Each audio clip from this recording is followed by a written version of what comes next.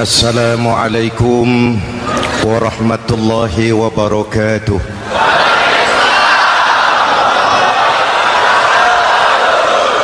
Alhamdulillahillazi ja'ala Ramadhana syahra siyami lil mu'minin.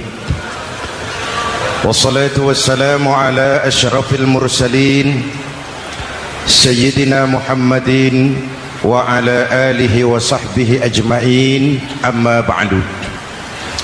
Para ulama yang saya muliakan, para pejabat baik sipil maupun militer yang saya hormati, alhamdulillah malam ini atas izin Allah, mudah-mudahan yang kita laksanakan ini merupakan bagian dari amal ibadah kita di bulan suci Ramadan ini.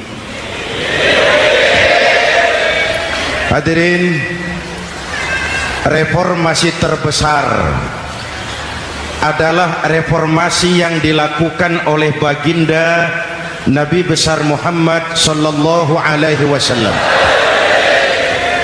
23 tahun merombak satu bangsa biadab menjadi bangsa beradab, merombak umat yang terpecah belah menjadi umat yang bersatu, merombak masyarakat yang tenggelam dalam kemusyrikan menjadi umat yang bertauhid.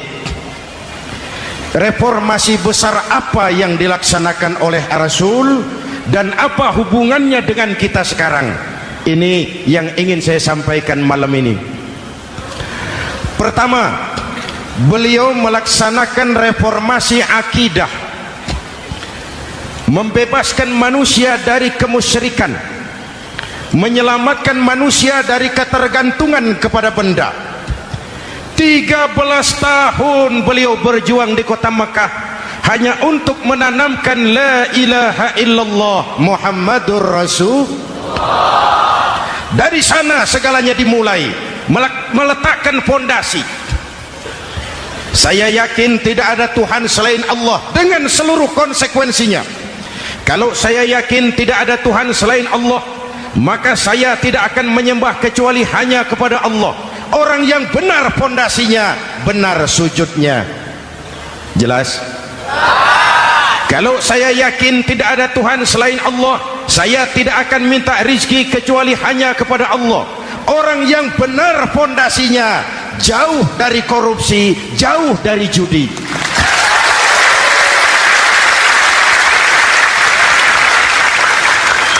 Kalau saya yakin tidak ada Tuhan selain Allah, saya tidak akan menggantungkan hidup kecuali hanya kepada Allah. Saya tidak akan melarikan persoalan kecuali hanya kepada Allah. Saya tidak akan pernah takut kecuali hanya kepada Allah. Saya tidak akan minta tolong kecuali hanya kepada Allah. Inilah generator yang membangkitkan seluruh nilai-nilai amal kita. Kita puasa, kita sujud, kita jihad, itu kan karena nilai iman. Betul? Imannya tidak kelihatan, yang kelihatan gejalanya. Mic ini berbunyi karena ada strom. Percaya apa tidak? Kelihatan stromnya? Kok tahu ada strom dari mana? Dari bunyi. Ada suaranya itu, ada stromnya. Kenapa? Bunyi. Lampu menyala karena ada strom.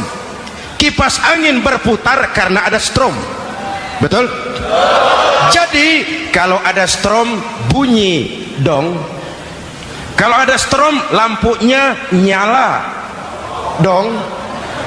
Kalau ada strom kipas anginnya muter dong.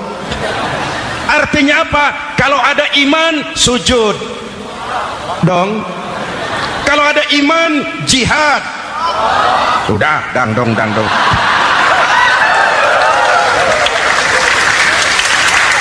Seluruh amaliyah kita hanya refleksi dari nilai-nilai keimanan. Maka dimulai dengan fondasi. Kalau fondasi kuat, apapun yang mau dibangun aman. Kalau fondasi rapuh, apa yang mau dibangun di atas fondasi yang rapuh? Karena itu, dengan tabligh akbar ini pesan pertama saya, mari jaga nilai-nilai iman kita. Kita masih bergelut dengan zaman susah.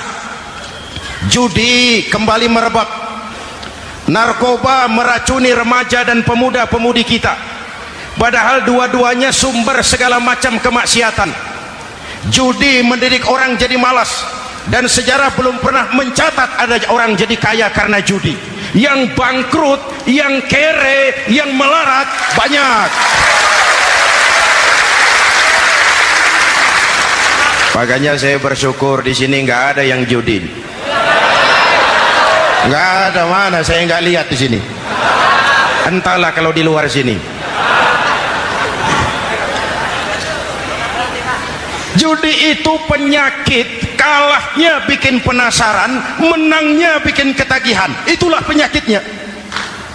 Makanya lebih baik makan singkong betulan daripada makan roti mimpi. Ayo, makan singkong betulan, makan roti mimpi, lebih baik mana? Lebih baik makan roti betulan, Mas. Maksud saya uang 4-5 ribu rupiah itu, daripada belikan togel, daripada dibelikan pakong, daripada dibelikan macam-macam undian judi, lebih baik dibelikan beras, makan sama-sama.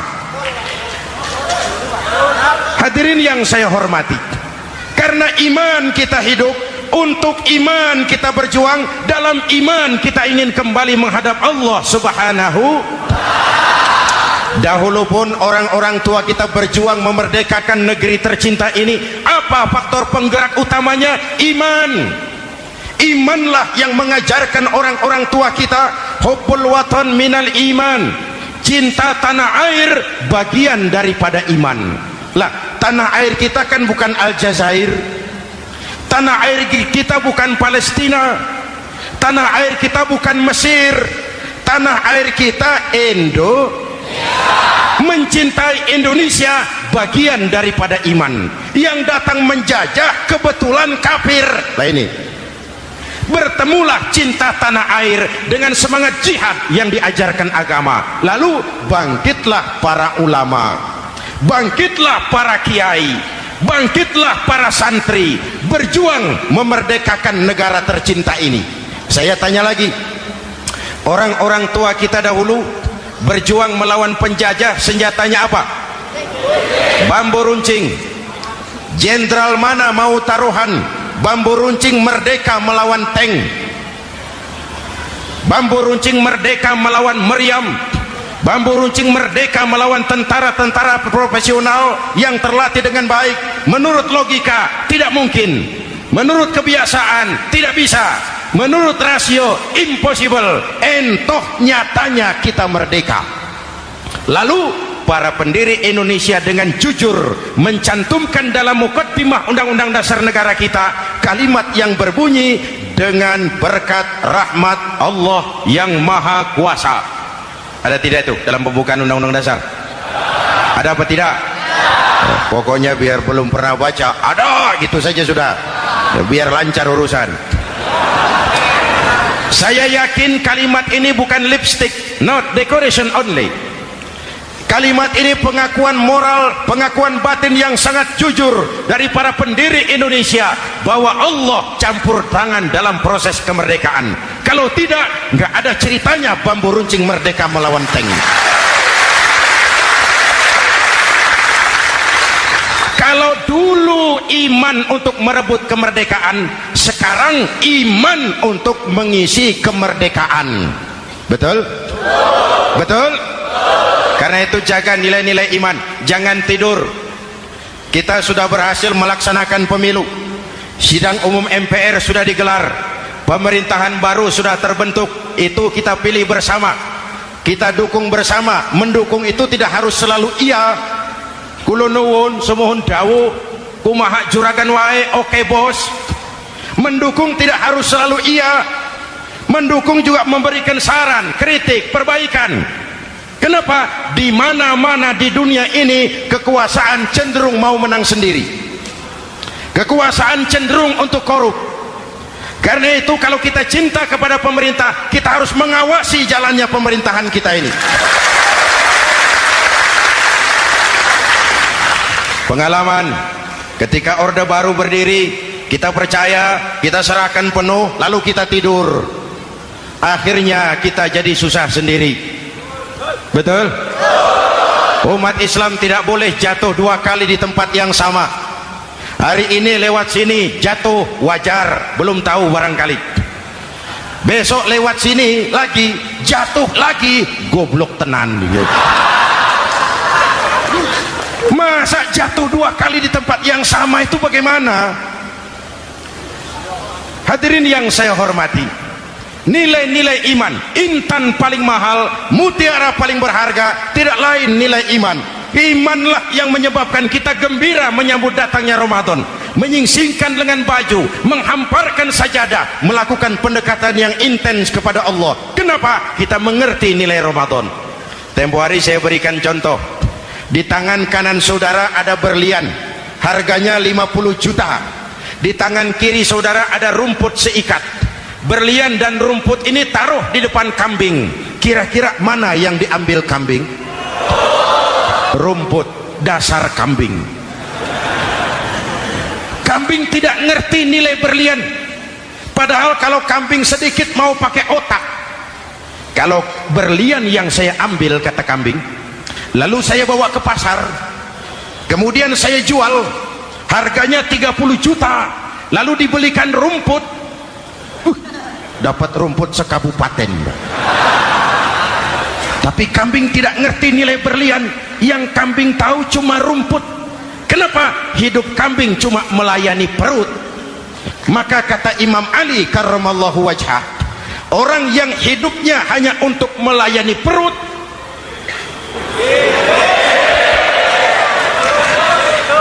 saudara yang ngomong ya, tanggung jawab. Saya kan cuma mulai, kenapa diterusin?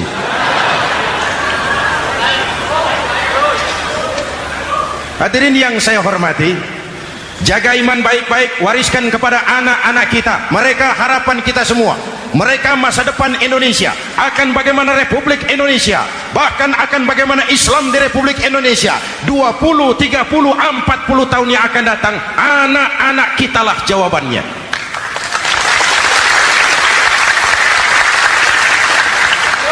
Mereka mau jadi apa, persilahkan, asal iman merupakan landasan hidupnya.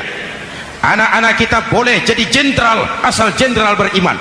Boleh jadi pejabat, pejabat beriman. Jadi pengusaha, pengusaha beriman. Kalau iman landasannya aman.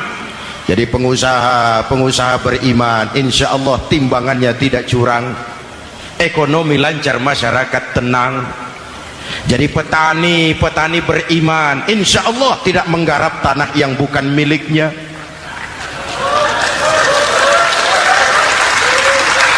Jadi pejabat, pejabat beriman, insya Allah korupsinya sedikit.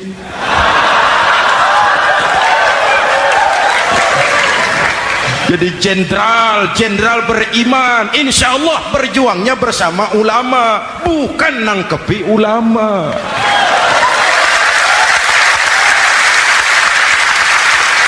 Jadi teknokrat, teknokrat beriman. Jadi pengusaha, pengusaha beriman. Jadi seniman, seniman beriman. Jadi maling. Nggak ada, mana ada maling beriman. Kalau iman landasannya, insya Allah aman. Ini yang pertama. Yang kedua, baginda Nabi melaksanakan reformasi sosial. Berupa apa? Membebaskan manusia dari ras diskriminasi, mengikat manusia dengan tali akidah. Diciptakan kita dari laki-laki dan perempuan, dijadikan kita bersuku-suku dan berbangsa-bangsa. Bahkan Quran memulai dengan kalimat syu'ub, wa ja'alnakum syu'uban wa qabaila. Kami jadikan kamu berbangsa-bangsa dan bersuku-suku agar kamu saling mengenal satu dengan yang lain. Saya ingin mengulangi imbauan saya, mari kita tingkatkan kerukunan. 3 macam kerukunan. Pertama, rukun antar umat seagama. Sesama muslim harus rukun. Ya Pak? Ya Bu?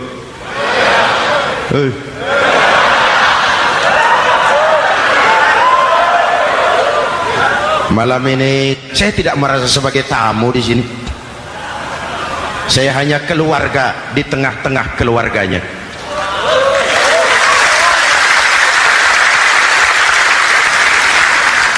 sepanjang Jawa kah saya, ke Sumatera kah saya, ke Kalimantan saya, ke Sulawesi saya, ke Irian Jaya saya, kemana saja saya pergi, di mana saja saya berada, saya hanya keluarga di tengah keluarganya. Sebagai muslim kita terikat akidah, sebagai bangsa kita punya komitmen, kita ingin bersatu nusa, satu bangsa, satu.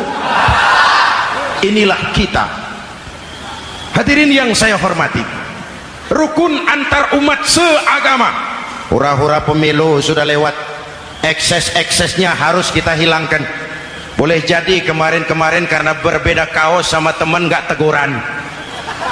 Yang sudah-sudah, yang penting sekarang ke depan. Sudah capek kita rakyat diobok-obok. Sudah datang saatnya kita meluruskan saf, merapatkan barisan, menggalang semangat kebersamaan. Rukun antar umat seagama. Begitulah malam ini saya hadir di tengah keluarga sendiri. Yang mengikat kita apa? Akidah. Di masjid kita ditemukan, dan inilah simbol kehidupan umat. Tadi kita sholat isya dan tarawih di sini, menghadap ke arah yang sama, menyembah Allah Tuhan yang sama, melakukan gerak yang sama, membaca bacaan yang sama, dengan bahasa yang sama. Betul? Tapi kita datang dari segala penjuru. Kita datang dari sebelah lor, sebelah kidul, sebelah wetan, sebelah kulon. Di sini di masjid ini kita menghadap ke arah yang sama. Kita yang hadir di sini boleh jadi ada yang dari Sumatera, Kalimantan, Sulawesi, Irian Jaya, tapi kita adalah Indonesia. Jelas? Jelas? Saya sering kasih contoh, coba kalau sholat pakai bahasa masing-masing, ramai masjid, bingung malaikat. Ini Indonesia ramai karena tiap provinsi sholat pakai bahasa masing-masing. Kalau Riau bicara sendiri, Ambon bicara sendiri, Aceh bicara sendiri, Irian bicara sendiri, ramai masjid. Jelas? Jelas? Yang imam pakai bahasa Indonesia, takbir, Tuhan yang maha besar. Gagah sekali, bingung malaikat. Kembali kita kalau sholat pakai bahasa masing-masing. Betapa ramainya masjid. Itu cermin dari bangsa yang tidak bisa menjaga kesatuan dan persatuan. Uni Soviet almarhum, al-mal'un, itu negara adidaya, negara adikuasa, bersama-sama dengan Amerika menjadi polisi dunia. Tetapi kemudian dihantam oleh glasnost yang kebablasan. Gorbachev terpental, Soviet pecah jadi negara kecil berkeping-keping. Mimpi mengembalikan Soviet seperti dulu.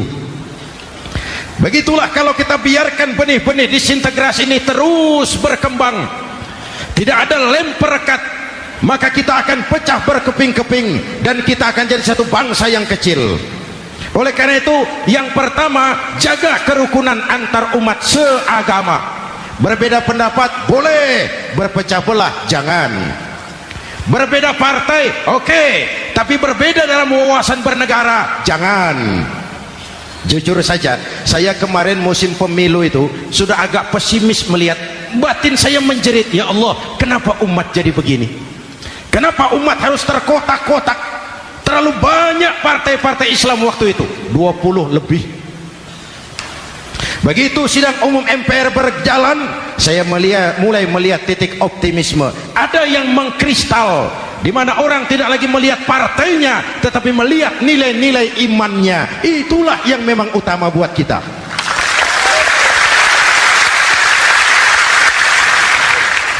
Ini yang pertama, rukun antar umat seagama. Yang kedua, rukun antar umat beragama. Beberapa hari yang lalu ada kejadian yang mengenaskan di Jakarta Timur, Cipayung. Peristiwa penyerbuan Yayasan Dolos. Hadirin yang saya hormati, kita tentu menyesalkan kejadian itu. Kita tidak bisa menyetujui tindakan main hakim sendiri. kita berharap pemerintah bukan hanya bisa menangkap pelakunya, tapi juga yang tidak kalah pentingnya mengusut akar permasalahannya. Kenapa itu terjadi? Kalau cuma pelakunya yang ditangkap, akar permasalahannya tidak selesai, saya khawatir terulang lagi di tempat lain. Inilah yang terpenting, menjaga kerukunan antar umat beragama, saling menghormati, saling menghargai. Jangan melakukan kamuflase, jangan melakukan tindakan-tindakan yang rawan dan peka. Misalnya umat Islam membangun masjid di tengah perkampungan orang Kristen, padahal tidak ada Islamnya di situ. Itu bisa menimbulkan kerawanan.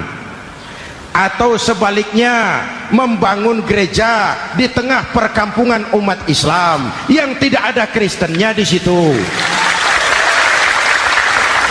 Atau sebaliknya, mereknya kegiatan sosial, mereknya kegiatan kemanusiaan, tapi isinya penyebaran agama kepada orang yang sudah beragama. Itu pun bisa menimbulkan kerawanan. Jelas? Maka yang besar jangan mau menang sendiri, yang kecil harus tahu diri. Jelas? Mari saling menghormati, mari saling menghargai dalam batas lakum dinukum. Menangkap pelakunya penting, mengusut akar permasalahannya itu pun tidak kurang pentingnya. Hadirin yang saya hormati, Islam agama toleran, baik dari prinsip ajarannya maupun dari sikap umatnya. Islam agama yang rahmatan lil alamin. Kita punya kewajiban untuk membuktikan bahwa Islam bukan merupakan ancaman.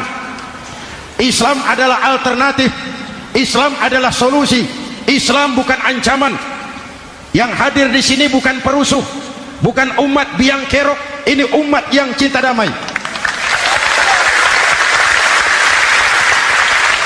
Ini umat yang tidak pernah mencari-cari musuh, tapi juga tidak akan pernah lari kalau bertemu musuh. Mari kita jaga kerukunan antar umat beragama. Jangan sampai peristiwa Dolos terulang lagi di tempat-tempat lain. Saling menghargai, saling menghormati. Jangan main hakim sendiri, tapi juga jangan mau menang sendiri. Hadirin yang saya hormati, dengan menjaga kerukunan antar umat beragama, akar keutuhan kita sebagai bangsa semakin terpelihara. Lalu yang ketiga, rukun antar umat beragama dengan pemerintah. Tadi kita sholat di sini ada imam, ada makmum, betul? Kalau makmum siapa saja boleh, Mas. Tidak ada pemilihan makmum. Fikih itu ketat kalau sudah memilih imam. Nih makmum siapa saja. Pak, itu orang pemabuk itu, boleh jadi makmum. Suka mencuri, Pak, boleh jadi makmum. Bacaannya tidak fasih, boleh jadi makmum. Ketinggalan satu rakaat, boleh jadi makmum. Tapi tidak tiap orang boleh jadi imam. Kenapa? Imam mau mimpin orang banyak. Kalau dia bodoh, bagaimana nasib makmumnya?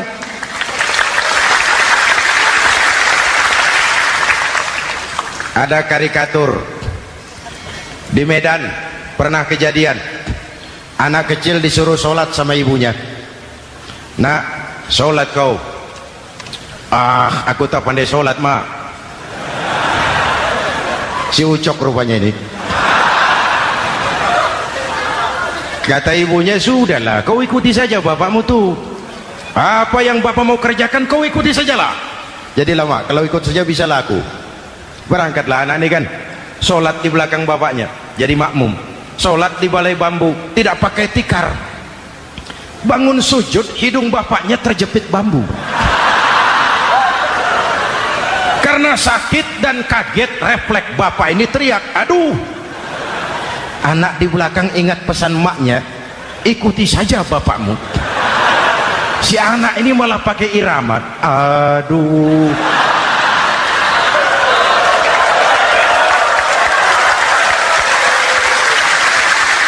Lah, ada yang lebih gendeng lagi, mendengar anaknya mengaduh, bapaknya menoleh ke belakang. Kata bapaknya, kau kejepit juga cok, katanya. Sholat jadi ngobrol. Kalau makmum dan imam sama bodohnya, rusak sholat ini.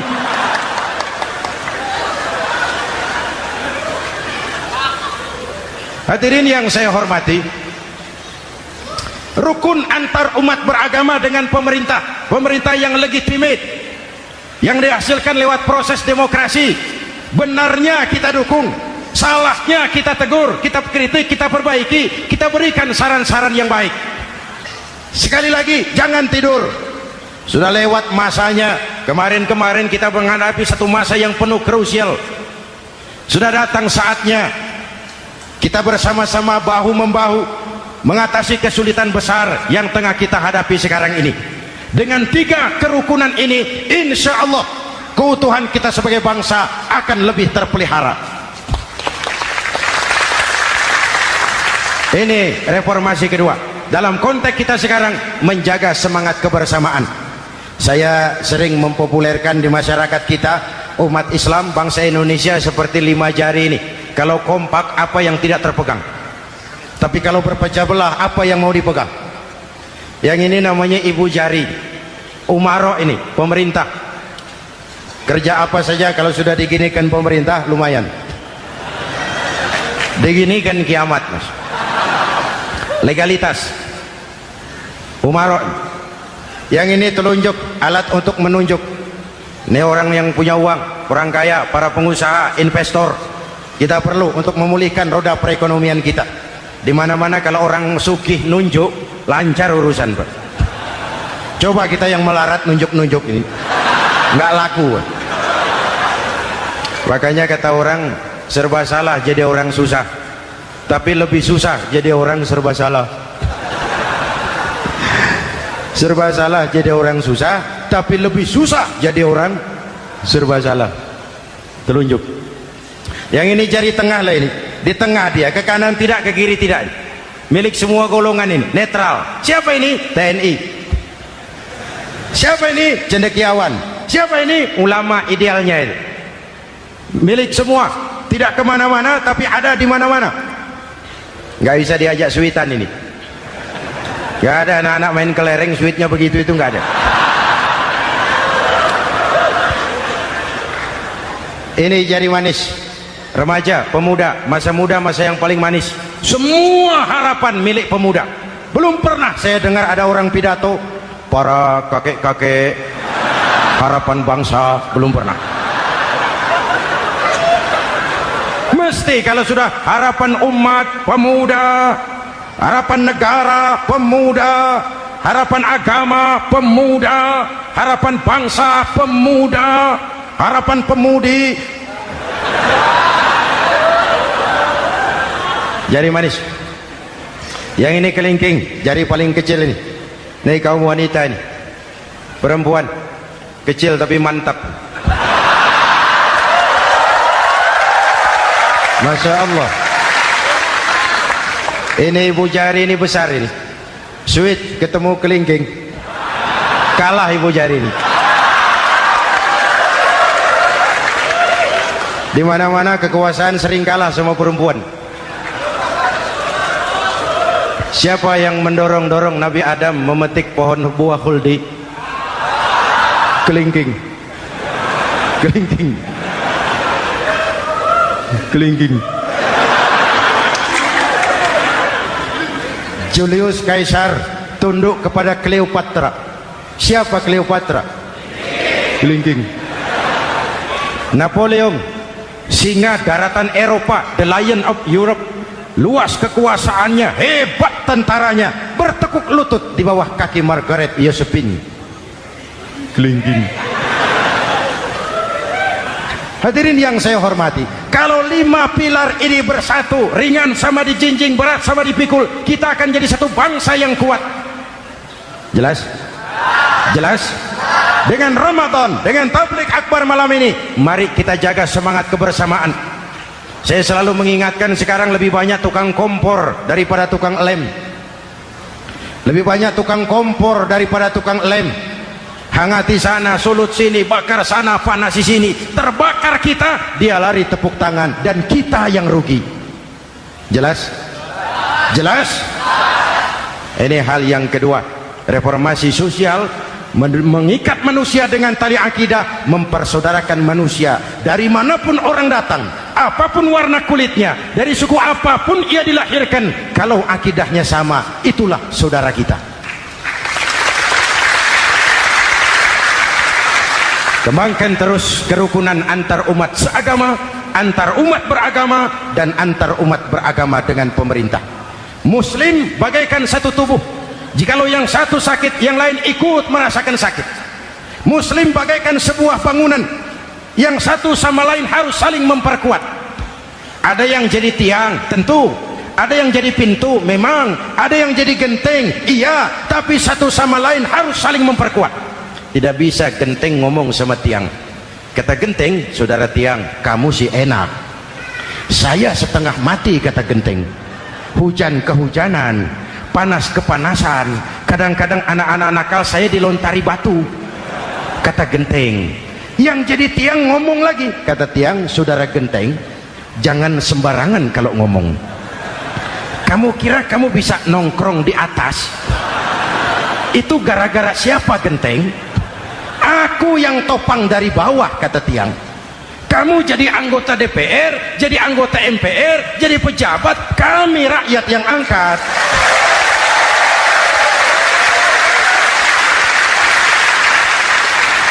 Jangan waktu di bawah rajin ngamalkan ayat kursi, dapat kursi lupa sama ayat.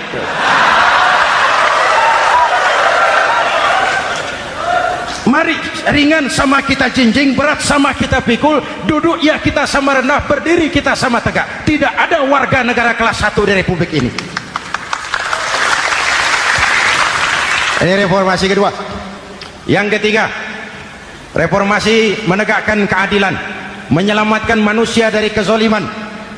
Sebelum Islam datang, sebelum Rasul datang, manusia dibedakan oleh hartanya, manusia dibedakan oleh warna kulitnya, manusia dibedakan oleh keturunannya. Beliau dengan tegas mengajarkan, innallaha la yanzuru ila suwarikum wala ila amwalikum walakin yanzuru ila qulubikum wa a'malikum. Allah tidak melihat potonganmu, Allah tidak melihat hartamu, yang Allah lihat itu hatimu dan amal perbuatan.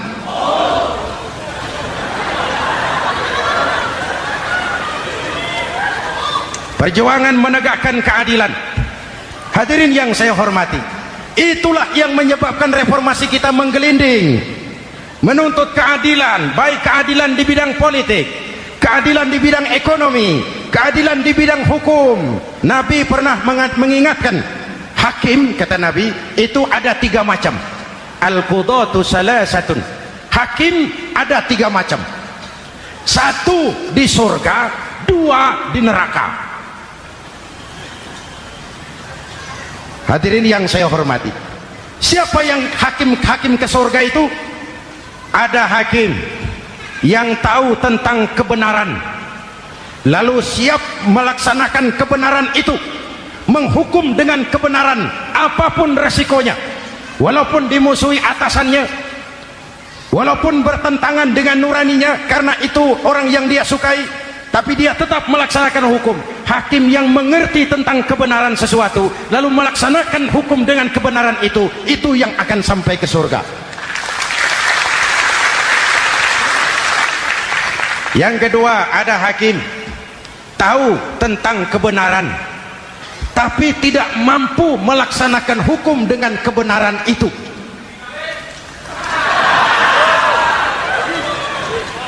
Tahu sesuatu itu benar tetapi tidak punya nurani untuk membela kebenaran, mengetahui kebenaran tapi tidak berdaya untuk memperjuangkan kebenaran. Akhirnya hukum dikebiri, yang salah jadi benar, yang benar jadi salah. Itulah realita yang kita rasakan selama ini. Yang baca Quran dengan suara merdu dapat piala. Yang mengamalkan Quran dengan konsekuen dapat penjara. Yang berteriak-teriak menegakkan keadilan dianggap aneh. Yang korupsi habis-habisan hidup terhormat.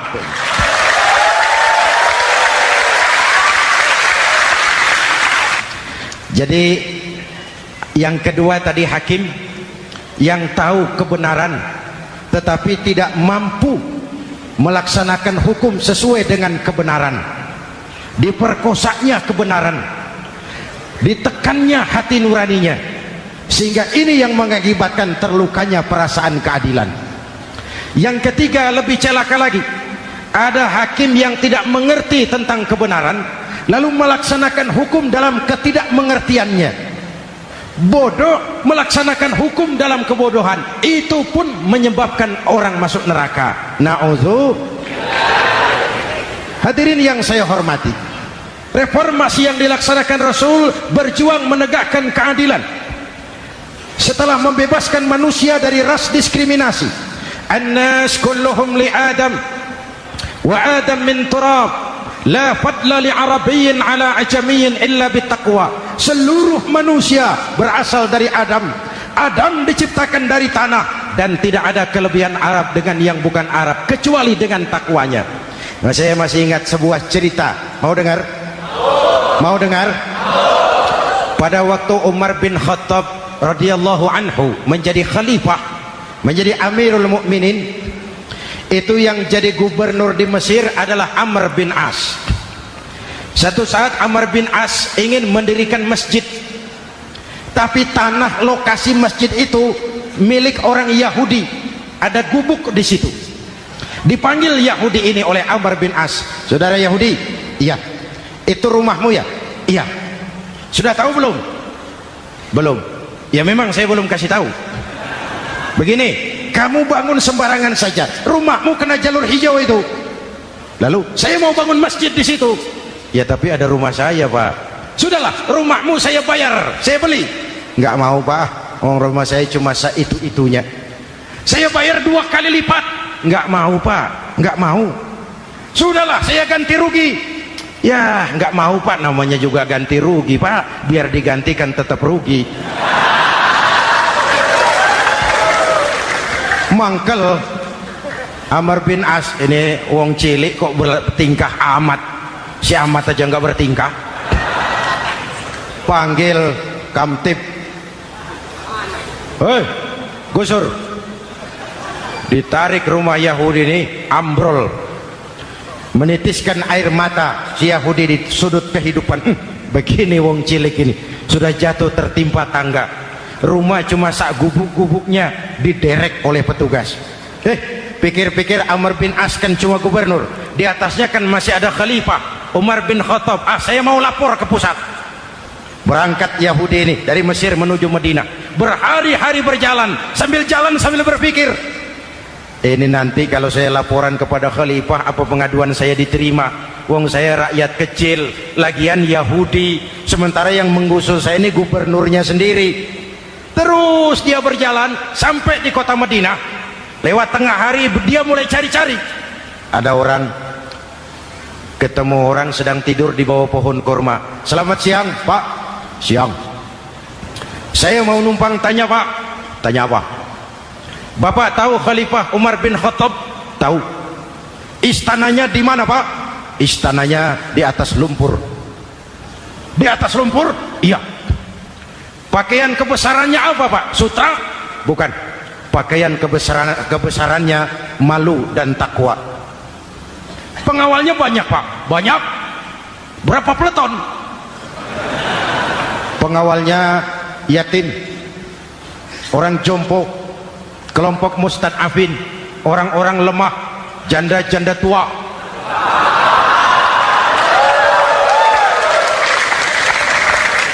Itu pengawalnya. Pakaian kebesarannya malu dan takwa. Pengawalnya orang-orang lemah, tidak berdaya. Kok begitu, Pak? Begitulah Umar bin Khattab. Orangnya sekarang di mana, Pak? Di depan kamu. Jadi Bapak, iya. Bapak? Iya. Saya Umar. Ada apa mas? Oh, yang datang dari Semarang waktu itu. Gini loh Pak, saya mau menuntut keadilan. Keadilan kenapa? Gubernur Bapak Amr bin As itu Pak zolim. Kenapa dia? Gubuk saya main tarik saja, runtuh. Saya nggak punya rumah lagi, wong saya ini golongan makmur, cuma rumah sama sumur.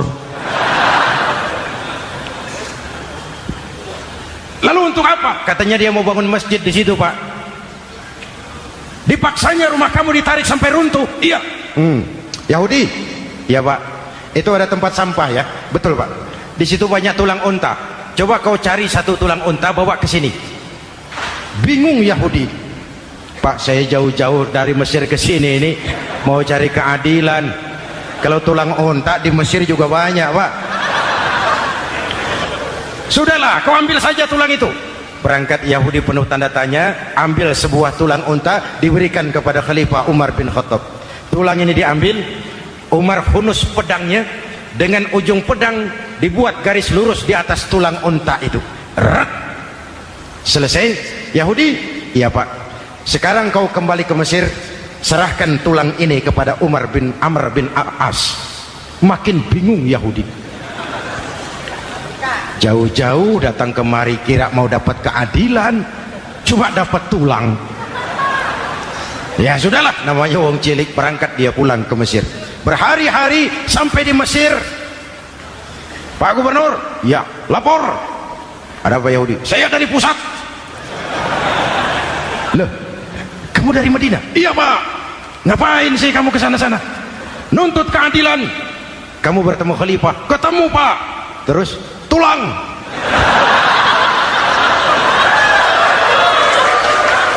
Ini loh Pak, salam dari beliau. Tulang.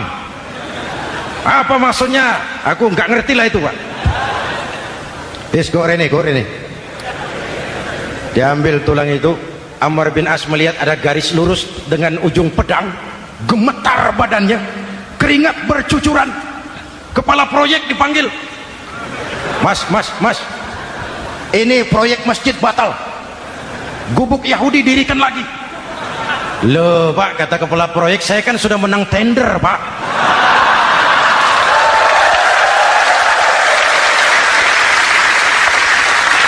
Wes, nggak ada urusan, sampean mau menang mau kalah tender, proyek batal.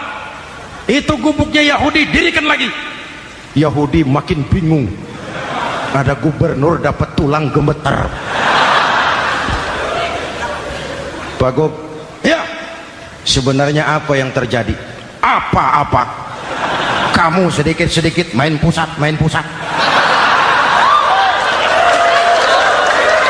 Bu, yang ngomong dulu toh. Ya kan awalnya saya sudah ngomong Pak, tapi gubuk saya tetap ditarik. Percuma ya saya ke pusat Pak. Saya dapat teguran keras dari Khalifah. Tahu kau apa artinya ini? Seolah beliau berkata, hei Amr bin As, jangan mentang-mentang sedang berkuasa kau bertindak seenakmu. Berlaku lurus dan adillah kamu seperti lurusnya garis di atas tulang ini.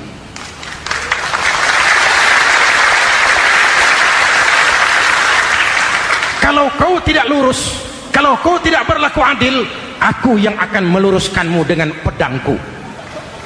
Itu bahasa simbolik. Siapa yang nggak gemeter? Kamu. Pusat.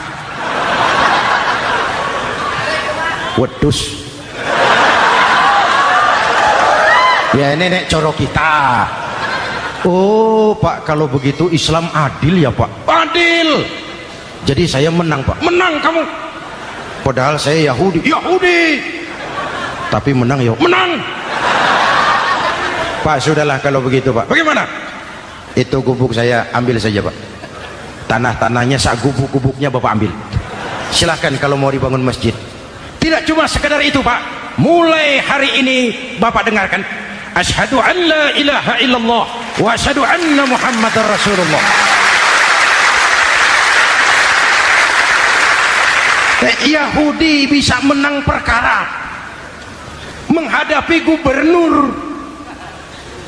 Kalau ini terjadi di Indonesia,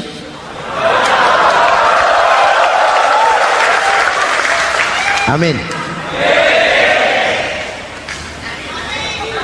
Oke, lalu siapa pemimpin adil itu? Setiap kita kan pemimpin. Presiden pemimpin di negaranya, gubernur pemimpin di provinsinya, bupati pemimpin di kabupatennya, Pak Camat pemimpin kecamatannya, Pak Lurah pemimpin di kelurahannya, suami pemimpin di rumah tangganya, anak muda pemimpin bagi dirinya. Dan setiap kita akan dimintakan tanggung jawab. Anak muda pemimpin buat dirinya, nanti diminta tanggung jawab. Kakimu kau bawa jalan kemana? Tanganmu ngambil apa? Lidahmu bicara apa? Matamu menteleng, apa yang dilihat? Seluruhnya akan dimintakan pertanggungan jawab. Marilah kita jadi orang yang adil kepada diri, kepada keluarga, dan akhirnya kepada masyarakat, bangsa dan negara. Hadirin yang saya hormati, satu ayat yang sering dibaca pada akhir khutbah khatib Jumat, innallaha ya'muru bil adli wal ihsan. Allah memerintahkan kamu berlaku adil dan berbuat ihsan. Tidak sekadar adil tapi ihsan. Ihsan nilainya lebih tinggi dari adil. Contoh, nak, tolong taruh telur itu di pinggir meja. Anak yang adil apa adanya, ditaruh telur di pinggir meja. Anak yang ihsan lain. Lah iya, perintahnya sih di pinggir meja, tapi kalau pas di pinggir meja kan jatuh ke bawah, ke tengah sedikit. Ini ihsan. Oleh karena itu, mari, perjuangan menegakkan keadilan masih panjang. Jalannya tidak lurus bertabur bunga, menanjak, menurun, banyak onak dan duri. Namun seperti yang dikatakan seorang tokoh, masih Napoleon, kalau ada 1000 orang penegak keadilan, saya satu dari yang 1000 itu. Kalau ada 100 penegak keadilan, saya juga satu dari yang 100 itu. Kalau ada 10 orang menegakkan keadilan, saya juga satu dari yang 10 itu. Kalau hanya 1 orang yang menegakkan keadilan, maka sayalah yang 1 itu. Tetap konsisten berjuang menegakkan keadilan, walaupun besok langit akan runtuh, walaupun besok akan kiamat, keadilan tetap harus ditegakkan. Ini reformasi yang ketiga, menegakkan keadilan, mengayomi masyarakat dengan hukum yang tegas. Dan Rasul menjadi contoh. Ini yang hebat. Misalnya beliau berkata, wallazi nafsi biyadih, law anna Fatimah binti Muhammadin saraqat laqata'a Muhammadun yadaha. Demi Allah, andai kata Fatimah putri Muhammad mencuri, jangan orang lain, Muhammad sendiri yang akan memotong tangannya. Hukum berwibawa, masyarakat terlindungi. Kenapa? Nabi jadi contoh. Jelas? Beliau mengajarkan orang beramal. Kepada putrinya beliau mengatakan apa? I'mali ya Fatimah, i'mali fa inni la ughni anki minallahi syai'a. Fatimah, beramal kau. Fatimah, beramal kau. Fatimah, solat kau. Fatimah, puasa kau. Fatimah, zakat kau.